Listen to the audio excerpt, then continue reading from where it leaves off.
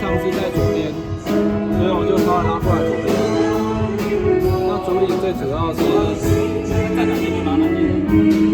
对，可以这样子分配。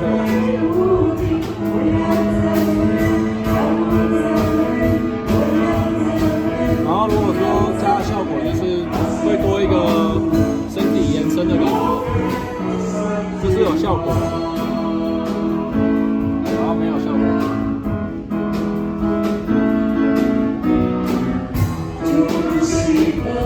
就很干，就唱完就断了。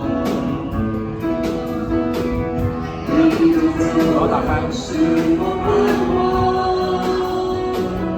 那如果说快歌的话，可以稍微少一点点，慢歌可以吹多一点，你就可以大概抓这个range的方式，然后就是20到10之间。然后其实你可以从灯号上去看，其实男生的量比较大，所以基本上从这里看，你就可以知道说，我如果音量要平衡，男生应该要小一点，因为它本身就比较大。然后再来就是主领的声音一定要出来。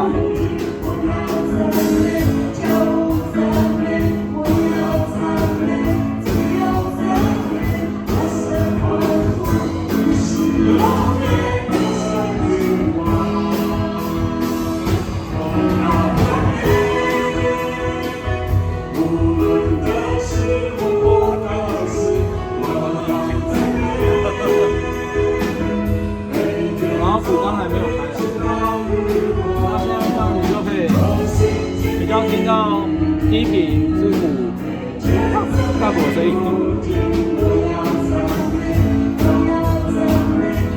然后中高频、中低频就是人声加钢琴，中低、中高，然后高频。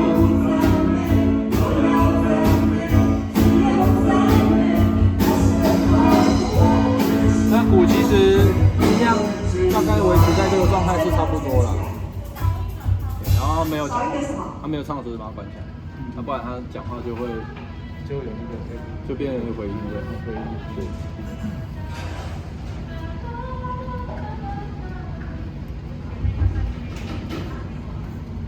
然后delay的话，听到的感觉是像这样。没有要讲话。在讨论。等一下就听到。所以就变成说，静脉当中你会需要去 follow 每一个声音的音量，然后其实快速看的话，你可以从它的这个量表下去看，谁唱的其实比较大声，那你就可以直接先去稍微往下拉，但你不要拉到差这么多，差这么多差那个，对，就是大概差个5到10的部分。我要赞美无论得喜不得喜那边开始。这个是点对。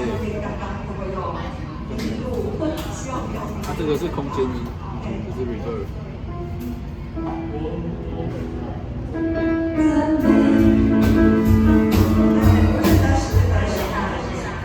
都会重复，但这个就是适合用在尾段，在慢歌的时候，字词比较少，就是歌词比较简短的，然后唱的比较慢的这种歌，就很适合去用这个方式去加，然后可以加在它的尾段，它唱完的尾句的时候，或者是就每一段歌词的尾句。